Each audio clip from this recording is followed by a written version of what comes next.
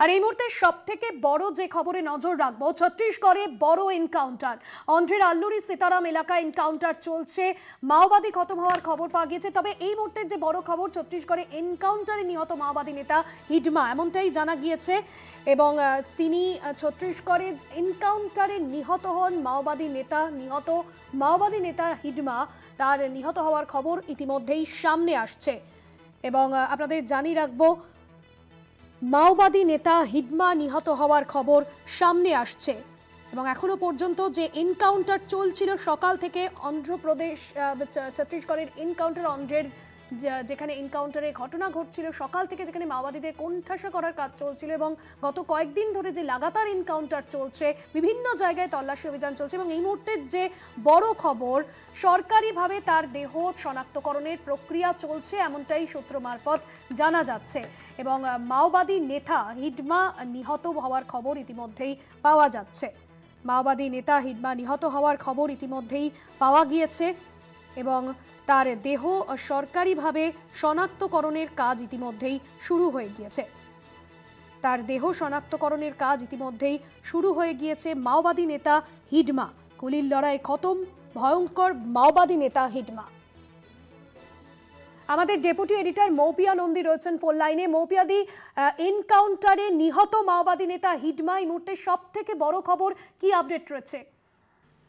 দেখো, অত্যন্ত গুরুত্বপূর্ণ আপডেট আসছে অন্ধ্র ছত্তিশগড় সীমানা থেকে।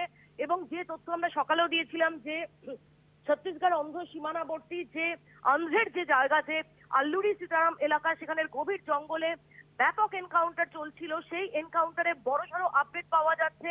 মাওবাদী শীর্ষ নেতা হিডমা সস্ত্রীক সেখানে এনকাউন্টারে নিহত হয়েছে বলে আমরা জানতে পারছি। আমরা সকাল থেকে যে খবর দেখাচ্ছিলাম যে বেশ কয়েকজন মাওবাদীর নিহত হওয়ার খবর পাওয়া যাচ্ছে। এই মুহূর্তে কি নিশ্চিতভাবে যেটা মনে করা হচ্ছে যে হিডমা সে নিহত হয়েছে, তার স্ত্রী সেও নিহত হয়েছে বলে আমরা জানতে পারছি। এবং এখন যে অফিসিয়াল শনাক্তকরণ, সেই অফিসিয়াল শনাক্তকরণের পর্যায়ে চলছে। এবং এই অফিসিয়াল শনাক্তকরণ হলেই সরকারি ভাবে কনফার্ম করে দেওয়া হবে। যদিও সূত্র মারফত আমরা যে তথ্য পেয়েছি এবং যে ছবি আমরা দেখেছি, যে ছবি ডেফিনেটলি এই মুহূর্তে শনাক্তকরণের জন্য আমরা এই মুহূর্তে প্রকাশ করছি না, কারণ শনাক্তকরণ চলছে, সেই অনুযায়ী হিডমা নিহত হয়েছে বলে আমরা জানতে পারছি। এবং এই হিডমা অত্যন্ত উঁচু তলার মাওবাদী। এবং যেভাবে পরের পর আমরা দেখতে পেয়েছি যে একের পর এক এনকাউন্টারে মাওবাদী শীর্ষ নেতারা খতম হয়েছে বা তারা সারেন্ডার করতে বাধ্য হয়েছে, সেই জায়গায় দাঁড়িয়ে হিডমার এই এনকাউন্টার, হিডমার নিহত হওয়া, সেটা কিন্তু বলা যেতে পারে যে ছত্তিশগড়, অন্ধ্র, এই সমস্ত রিজিয়নে যে দীর্ঘদিনের যে মাওবাদী সন্ত্রাস, সেই মাওবাদী সন্ত্রাসের শেষের শুরু বলা যেতে পারে। এবং এই সঙ্গে তোমায় জানিয়ে রাখি যে আমরা যেটা জানতে পারছি যে যেটা ছত্তিশগড় পুলিশের তরফ থেকে, বাস্তার পুলিশের তরফ থেকে একটা ইনফরমেশন দেওয়া হচ্ছে, যেটা যে বিবৃতিটা অত্যন্ত তাৎপর্যপূর্ণ, যেখানে এখনো পর্যন্ত খুব স্বাভাবিকভাবে, যেহেতু আমি বললাম যে অফিসিয়াল শনাক্তকরণের কাজ চলছে, যেখানে হিডমার নাম উল্লেখ না করলেও বলা হচ্ছে যে a major development is emerging from a neighbouring area, অর্থাৎ বাস্তার সংলগ্ন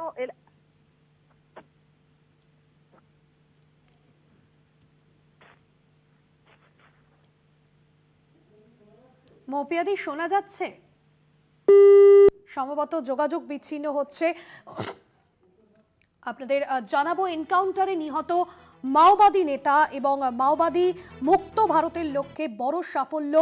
অবশেষে নিহত হলো কুখ্যাত মাওবাদী নেতা মাধবী হিডমা। ছত্তিশগড়, অন্ধ্রপ্রদেশ সহ একাধিক রাজ্যে যে সাধারণ নাগরিকের ওপর নাশকতার মাস্টার মাইন্ড ছিল এই মাও নেতা। এবং এখনো পর্যন্ত আমরা তার ছবি সামনে আনিনি, কারণ তার দেহ সরকারিভাবে শনাক্তকরণের প্রক্রিয়া কিন্তু এই মুহূর্তে চলছে, এমনটাই কিন্তু আপনাদের জানাচ্ছি।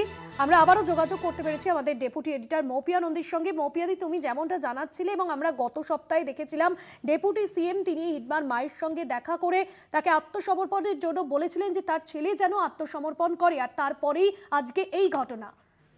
একেবারে তুমি যেটা উল্লেখ করলে, একদম রাইটলি উল্লেখ করলে, যে আমরা গত সপ্তাহে দেখেছিলাম যে ছত্তিশগড়ের ডেপুটি চিফ মিনিস্টার তিনি পৌঁছে গিয়েছিলেন হিডমার গ্রামে এবং সেখানে গিয়ে তার মায়ের সঙ্গে দেখা করেন এবং মায়ের কাছে হাতজোড় করে অনুরোধ করেন যে মা যেন তার ছেলেকে বোঝান যে হিংসার পথ ছেড়ে মূল স্রোতে ফিরে আসতে। এবং একই সঙ্গে ওই গ্রামে মধ্যাহ্নভোজও করেছিলেন ছত্তিশগড়ের ডেপুটি সিএম। কিন্তু যেটা ছত্তিশগড় প্রশাসনের তরফ থেকে বারবার বার্তা দেওয়া হয়েছে বা কেন্দ্র সরকারের পক্ষ থেকে বারবার বার্তা দেওয়া হয়েছে যে হিংসার পথ ছেড়ে যদি মাওবাদীরা মূল স্রোতে ফিরে আসতে চায় তার জন্য দরজা ওপেন রয়েছে, আলোচনার দরজা ওপেন রয়েছে।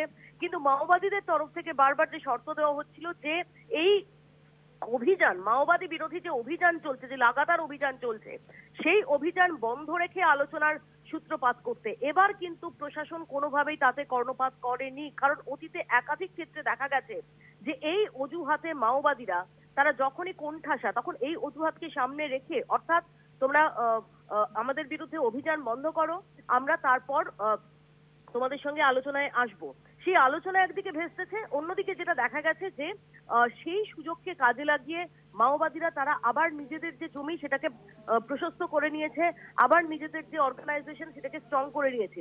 এবার কিন্তু এই প্রলোভনে, এই যে শর্ত, তাতে কোনোভাবেই সাড়া দেয়নি প্রশাসন। প্রশাসনের খুব স্পষ্ট বক্তব্য যে অস্ত্র ছেড়ে আলোচনায় আসতে হবে এবং আলোচনায় না আসা অবধি যে মাওবাদী বিরোধী অভিযান সেটা বজায় থাকবে, সেটা একই রকম ভাবে বজায় থাকবে এবং তার মধ্যে যারা সারেন্ডার করতে চায়, এবং আমরা দেখেছি যে 300-রও বেশি মাওয়িস্ট তারা ইতিমধ্যে সারেন্ডার করেছে, যার মধ্যে সোনুর মতো মাওয়িস্ট রয়েছে। এবং সোনু যখন এই আলোচনার জন্য, শান্তি আলোচনার বার্তা দেয়, সেই সময় রীতিমতো যে হার্ডলাইনার, মাওবাদী শীর্ষ নেতৃত্বের যে হার্ডলাইনার, তাদের লবির সঙ্গে রীতিমতো সেখানে ফাটল তৈরি হয় এবং পরে সোনু আত্মসমর্পণ করে। এরকম একটা প্রেক্ষাপটে দাঁড়িয়ে আমি যেটা বলছিলাম যে ছত্তিশগড় পুলিশের তরফ থেকে যে বিবৃতিটা আমরা পাচ্ছি সেটা অত্যন্ত ইন্টারেস্টিং। বলা হচ্ছে major development is emerging from a neighboring area while we await official confirmation.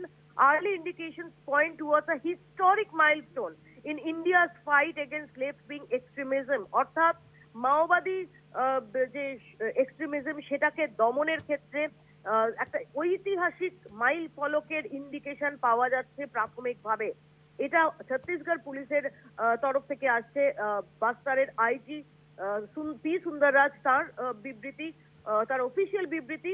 ধরে নেওয়া যেতেই পারে যে এই হিডমার শনাক্তকরণ শুধুমাত্র সময়ের অপেক্ষা। এবং আমি আবারও বলছি যে আমাদের কাছে যে ছবি এসেছে, যেহেতু শনাক্তকরণ চলছে, আমরা টেকনিক্যালি সেই ছবিটা প্রকাশ করছি না, কিন্তু যে ছবি এসেছে সেটা থেকে এটা স্পষ্ট যে এই মুহূর্তে দাঁড়িয়ে মাওবাদীদের কফিনের শেষ পেরেক বলা যেতে পারে টপ মাওবাদী লিডার হিডমা সস্ত্রীক সে নিহত হয়েছে এই আল্লুরি সীতারামের এনকাউন্টারে।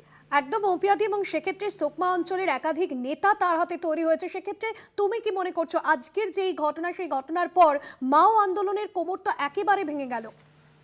দেখো, ডেফিনেটলি এর আগে আমরা দেখেছিলাম যে মাওবাদী যে একদম শীর্ষ নেতা, গত কয়েক মাস আগে আমরা দেখেছি যে তার সাধারণ সম্পাদক এনকাউন্টারে খতম হয়েছে, সেটি একটা বড় ধাক্কা। এরপরও আমরা দেখেছি যে লাগাতার এনকাউন্টার চলেছে এবং একের পর এক বড় নেতা তারা এনকাউন্টারে খতম হয়েছে এবং অনেকেই, সোনুর মতো অনেকেই তারা আত্মসমর্পণ করেছে। এই জায়গায় দাঁড়িয়ে একটা অত্যন্ত গুরুত্বপূর্ণ পদক্ষেপ আজকেরটা, যেটা মাওবাদীদের কোমর একদম ভেঙে দেওয়ার জন্য যথেষ্ট। এবং সেটা তোমায় জানিয়ে রাখবো যে যেভাবে 4 দশকেরও বেশি সময় ধরে এই যে অঞ্চলটা, সেটা মাওবাদী সন্ত্রাসে একটা মাওবাদের মুক্তাঞ্চল হয়ে গিয়েছিল। একটা সময় যেখানে যে সাধারণ মানুষ ছেড়ে দাও, প্রশাসনের যেখানে প্রবেশাধিকার ছিল না, সেই রকম একটা জায়গায় দাঁড়িয়ে এই মুহূর্তে মাওবাদীদের সংগঠন কিন্তু একেবারেই কোমর ভাঙা অবস্থায় হয়ে যাচ্ছে। যদি এই হিডমার মৃত্যুর খবর, আমি আবারও বলছি যে হিডমার মৃত্যুর খবর, সেটা সম্পর্কে অফিসিয়াল কনফার্মেশন তার অপেক্ষা চলছে, কিন্তু আমাদের কাছে যে তথ্য এসেছে তাতে ইতিমধ্যেই এই খবর আমরা ধরে নিতে পারি যে হিডমা সস্ত্রীক এনকাউন্টারে নিহত হয়েছে। একদমই ধন্যবাদ জানাবো মৌপিয়াদি। আমাদের ডেপুটি এডিটর মৌপিয়া নন্দী ছিলেন ফোন লাইনে।